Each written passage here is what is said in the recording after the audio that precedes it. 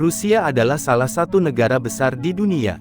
Negara ini membentang dari Eropa Timur, hingga ke timur jauh Rusia di Vladivostok. Wilayah Rusia bahkan membentang di dua benua, yaitu Asia dan Eropa. Luasnya wilayah Rusia ini, membuat negara ini dihuni oleh banyak suku dan agama yang beragam.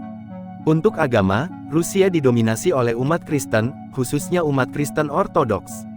Jumlah umat Kristen di Rusia disebutkan berjumlah lebih dari 50% dari total masyarakat Rusia itu sendiri. Sementara itu, agama Islam di Rusia tercatat dipeluk oleh 1,6% masyarakat Rusia.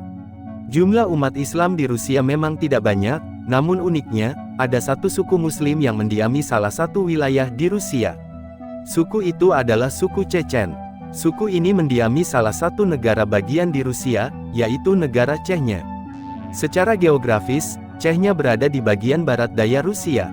Chechnya berbatasan dengan Stavropol Krai di barat laut, Republik Dagestan di timur laut dan timur, Georgia di selatan, dan Republik Ingusetia dan Osetia Utara di barat.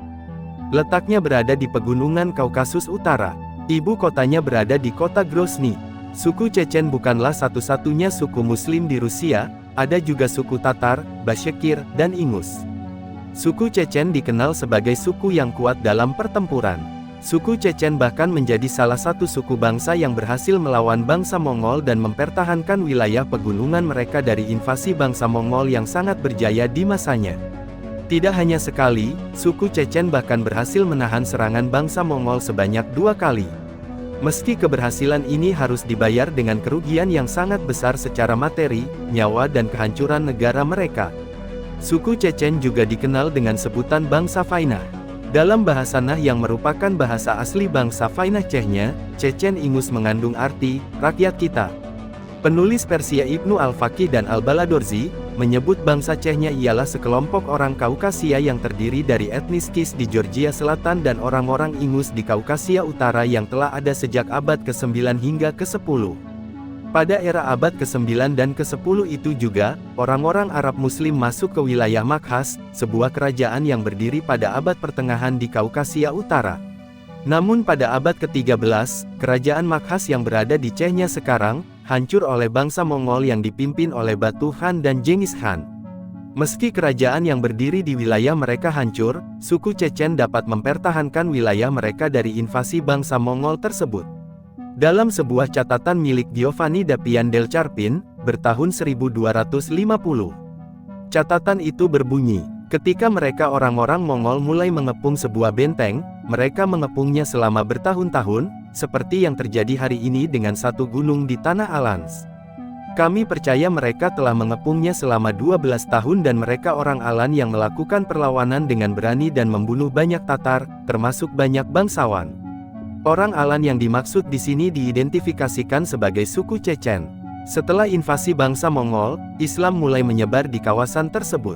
Muncul bahasa dan tulisan Arab di beberapa desa yang didiami suku Chechen. Selain dibawa oleh orang-orang Arab Muslim yang datang langsung ke wilayah Chechnya, agama Islam juga dibawa oleh warga Dagestan, tetangga wilayah Chechnya yang lebih dulu mengenal Islam. Perkembangan Islam di wilayah Chechnya semakin pesat karena beberapa suku yang berhubungan dekat dengan mereka juga terlebih dahulu mengenal Islam. Suku-suku itu adalah Kabardinian, Nogai, dan Crimean Tatar. Karena tetangga mereka dan orang-orang dari suku lain yang berhubungan baik dengan mereka sudah mengenal Islam, masyarakat di Chechnya akhirnya juga mengenal Islam. Perkembangan Islam di Chechnya cukup cepat. Agama Islam mampu melebur dengan budaya-budaya masyarakat suku Chechen. Dikutip dari tulisan Islam in Chechnya karya Edward W. Walter, Islam di negara tersebut bercampur dengan agama tradisional dalam praktiknya. Hal inilah yang menyebabkan Islam mudah diterima bangsa Chechen.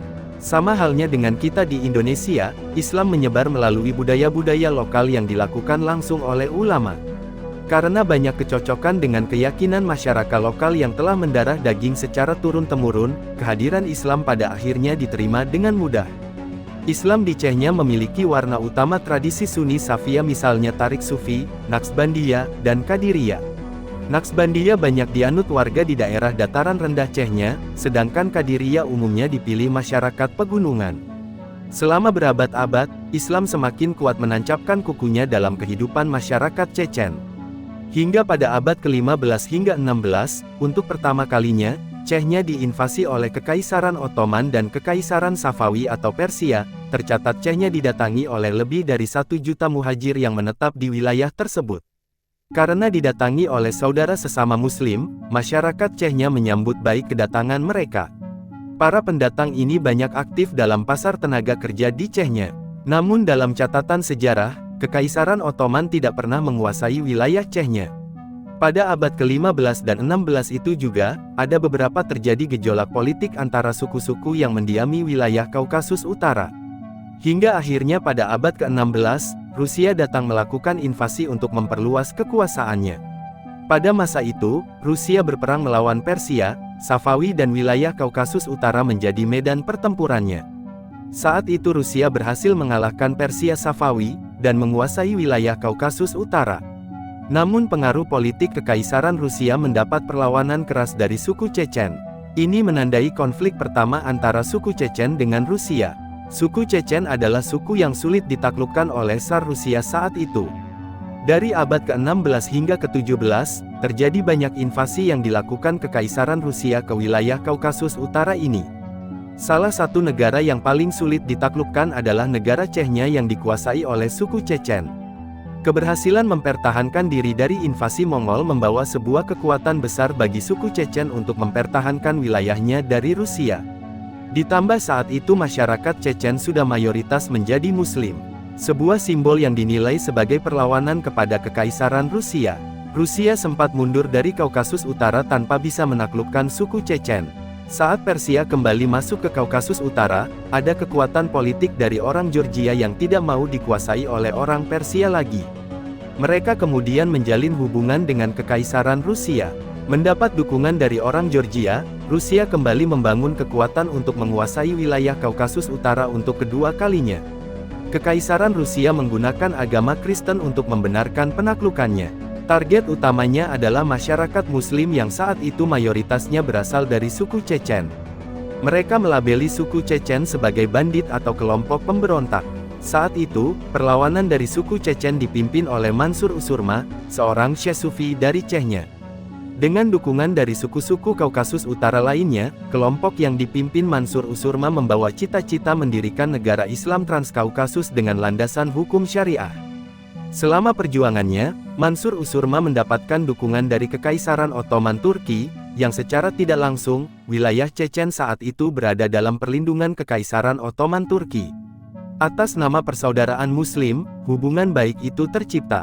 Namun entah apa yang terjadi, perjuangan Mansur Usurma dan pengikutnya dikhianati oleh Kekaisaran Ottoman Turki. Ottoman menyerahkan kekuasaannya di Kaukasus Utara kepada Rusia. Perjuangan Mansur Usurma berakhir di tangan Kekaisaran Turki yang ia percaya saat itu. Hal ini pun membuat Rusia secara sempurna menguasai wilayah Kaukasus Utara. Karena Persia pun telah menarik diri dari wilayah tersebut.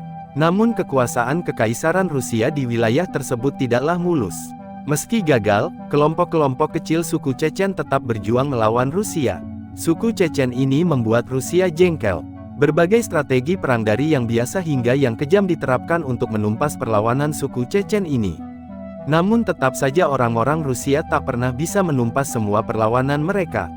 Rusia menghancurkan desa-desa suku Chechen, membuat para pejuang terpaksa melarikan diri ke wilayah pegunungan. Rusia kemudian membangun perkampungan baru untuk menekan kekuatan para pejuang Chechen di pegunungan. Namun yang terjadi malah sebaliknya. Perkampungan yang dibangun Rusia malah seperti dihantui teror suku Chechen. Para pejuang ini sewaktu-waktu turun gunung dan menjarah semua sumber daya yang ada di perkampungan baru itu. Untuk mengurangi kekuatan dari suku Chechen, Kekaisaran Rusia menawarkan orang-orang Chechen untuk pindah ke wilayah Kekaisaran Ottoman Turki. Tawaran ini pun diterima oleh suku Chechen. Diperkirakan ada sekitar 80% orang Chechen meninggalkan wilayah Kaukasus Utara saat itu. Namun orang Chechen yang tersisa tetap bertahan dan melawan. Mereka bahkan tak takut menyusup ke konvoi militer Kekaisaran Rusia. Pada akhirnya, Kekaisaran Rusia tidak pernah bisa menumpas perlawanan suku Chechen meski kekuatan suku Chechen sudah turun drastis. Konflik ini terus berlangsung hingga muncul revolusi Rusia. Saat revolusi Rusia terjadi, suku Chechen bersama suku lainnya di Kaukasus Utara mendeklarasikan sebuah negara baru bernama Republik Pegunungan Kaukasus Utara. Kemerdekaan ini dideklarasikan pada tahun 1917. Namun pada tahun 1921, Uni Soviet yang menggantikan Kekaisaran Rusia datang dan menduduki negara baru ini. Uni Soviet dengan paksa membawa negara baru ini menjadi salah satu negara bagian mereka. Sempat ada perlawanan, namun Uni Soviet bergerak cepat meredamnya. Karena tangguhnya suku Chechen dalam berperang, membuat Uni Soviet kewalahan mengurus suku ini. Uni Soviet kemudian memecah suku ini dengan program deportasi. Masyarakat suku Chechen dikirim ke daerah-daerah lain di bawah Uni Soviet. Termasuk juga Uni Soviet mengirim orang-orang dari daerah lain ke wilayah Chechnya. Beberapa dari suku Chechen ada yang memutuskan untuk meninggalkan Kaukasus Utara dan hijrah ke Timur Tengah. Karena ketangguhan suku ini, mereka banyak yang direkrut untuk berperang di Timur Tengah. Tak sampai pada kebijakan deportasi saja, Uni Soviet juga meredam budaya Islam di kalangan suku Chechen. Masjid dan sekolah Islam dihancurkan. Uni Soviet berusaha mematikan segala sesuatu yang berbau agama karena bertentangan dengan nilai komunisme. Pada akhir era Uni Soviet, suku Chechen kembali mendeklarasikan kemerdekaannya di wilayah Chechnya. Namun kali ini Rusia yang meredam mereka. Peperangan sengit sempat terjadi antara Rusia dan Chechnya. Suku Chechen tetaplah suku kuat yang tangguh di medan pertempuran, sehingga Rusia tak sanggup meredam dan mengalahkan mereka. Sekarang, melalui kesepakatan damai, suku Chechen hidup tenang di bawah kekuasaan Rusia. Suku Chechen diberi keistimewaan dalam memeluk agama Islam yang telah mendarah daging bagi mereka sejak 8 abad silam. Bahkan saat ini dunia mengenal negara Chechnya sebagai negara Islam yang berada dalam negara Rusia. Sebuah kehormatan besar bagi suku Chechen atas pengakuan ini. Apalagi Presiden Chechnya saat ini, Ramzan Kadyrov juga dikenal menjadi sahabat dekat Presiden Putin. Memberikan kehormatan besar lainnya bagi masyarakat Chechen yang selama berabad-abad ingin hidup tenang dengan keyakinan mereka atas agama Islam.